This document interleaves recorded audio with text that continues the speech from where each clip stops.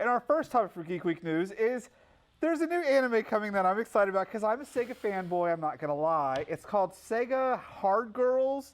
And the whole concept is that there's a manga in Japan about it right now, but it's like a team of girls like in Sucker Punch, but all the girls are designed and characterized and personality based off of Sega hardware.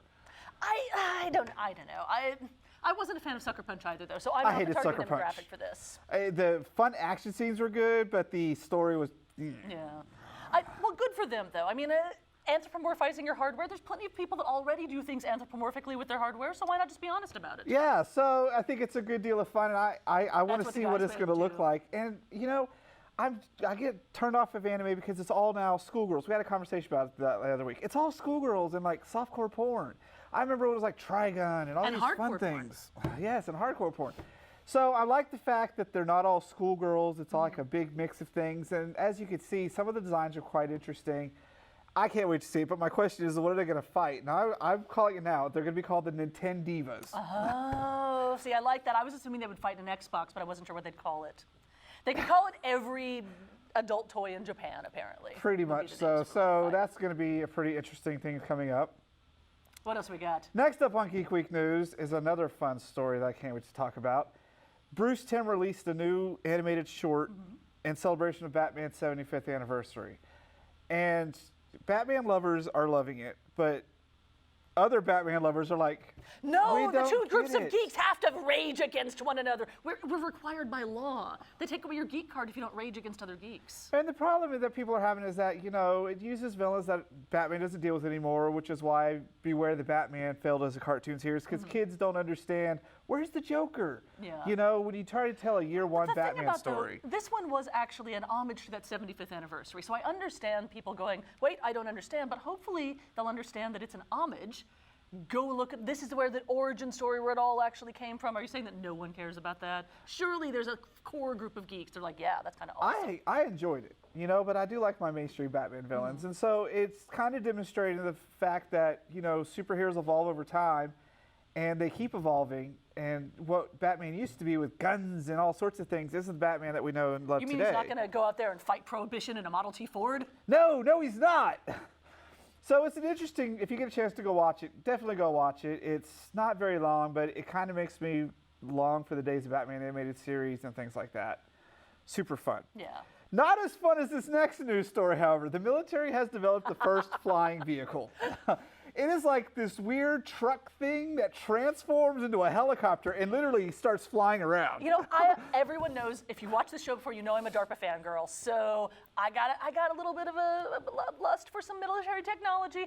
I don't know why they didn't give it a Transformer acronym name. They actually did. It's called like Black Knight Transformer or something like that. Yeah, but they could have actually picked like sort of made it the Optimus or something along those lines with an actual. Then Hasbro would have been like, no, it can't transform. It's got to do a 1, 2, 3 step transform like a Happy Meal toy.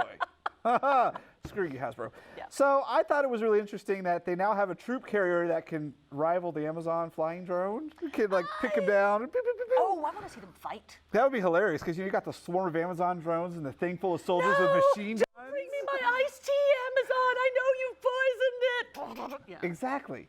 So we have our first flying car. Technically, it is a first flying car. There have been other flying cars before. They just all sucked.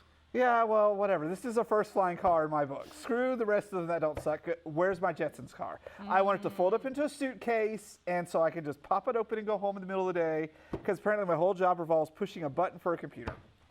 Wow. That's my Jetsons future. You got the upgrade where you get to push a button for a computer? Hey, it's sleeping the rest of the day. You can't go wrong with that. Man, I still have the crappy job where I have to actually stand in front of a screen and like watch Mad Max talk. Or Max Headroom talk, rather. See, I failed my own joke. That's what happens when you've been gone for a month. What do we have next? All right, next up is, I consider to be the most bizarre story. I like Baz Luhrmann movies. I love Moulin Rouge, I love Great Gatsby, and I love Romeo and Juliet. Not so much a fan of his more serious movie, Australia. Yeah. Guess what he's making now? What? Kung Fu, the TV series, is turning into a movie and he's doing it. What? Wait. Could you back up 2 steps with that? What? So I'm wondering, yeah, Baz Luhrmann's making Kung Fu, the movie. But we all know his style and the fun kind of poppiness of it and the colors. How's it going to translate to a Kung Fu movie? Wait, but you said it was a TV series. Yeah, it's Kung Fu, the TV series. Yeah. You remember? Oh, yeah. They're turning it into a movie. It's the next... revival of a I thought you meant TV that he was series into a reviving. movie. I thought he meant he was making another TV series of Oh, no, that. no. He's turning like the A-Team of the movie and all the. Okay. This is the next one. It's being done by a very interesting choice because his serious movies don't really do too terribly well.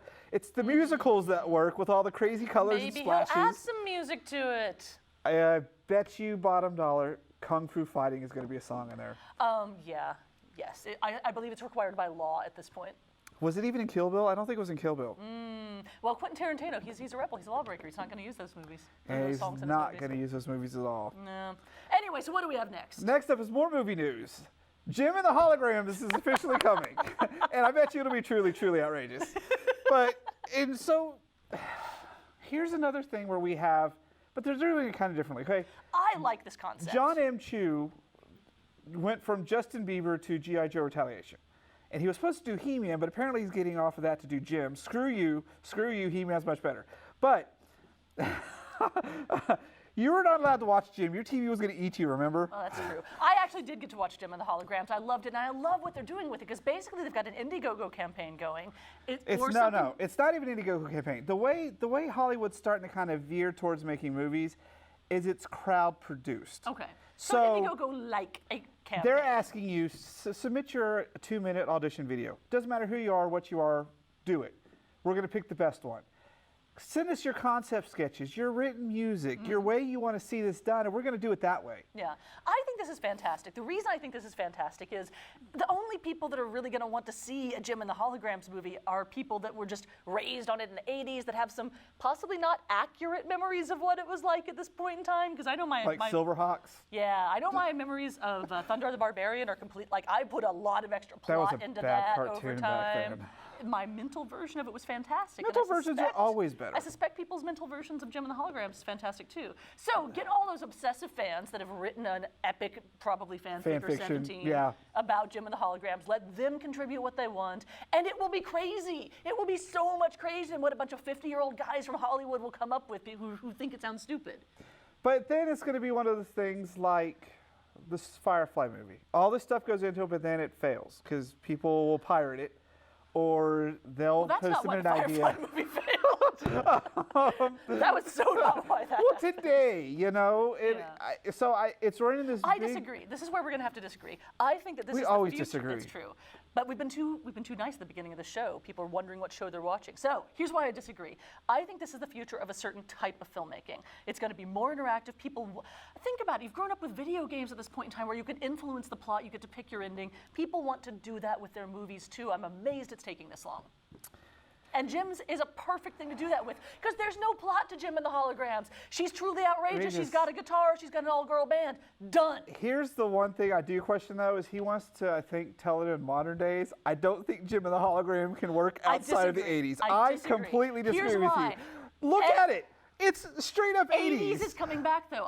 Why? It doesn't need to come back. I have seen people in a lot of neon these days. I've seen people with some bigger hair coming back. I think that this will be the beginning of a serious 80s revival. Mm-hmm. So, what didn't make Geek Week news, don't switch a slide yet, is this morning they announced a new convention for San Antonio. PAX South is coming to San Antonio. As if San Antonio's comic convention calendar is not busy enough next year, let's add PAX to it. Here's the thing. I believe they picked January. Like, they're jumping on getting a PAX South going as quickly as possible. And I think that's because they know if they gave our local RTX, the Rooster Teeth Expo, one more year, they would not have been able to do a PAX South in Texas. I agree with you 100%. Rooster Teeth is it's wonderful. If you haven't been, I love it. It's growing very, very quickly. It's a friendly convention. I'm not saying that just because they're based in town, because I am really mean to a lot of things here in Austin. They just did a great job. It's true. And I'm not thrilled with PAX coming to Texas, to be honest with you.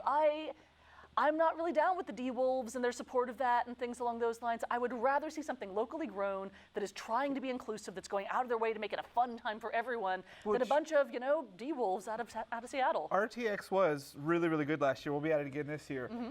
And you said last year this could grow into our PAX, and he's like, yeah, it could. And what happens? PAX is coming to town next year. Yeah. Because I think San Antonio now has a comic convention or a gaming convention every month next year. It is bizarre how many they have. Whereas here in Austin, we're like, crickets. Can we have some love? No. Yeah, no. Well, drive 2 hours south, everybody. So that's been our Geek Week news.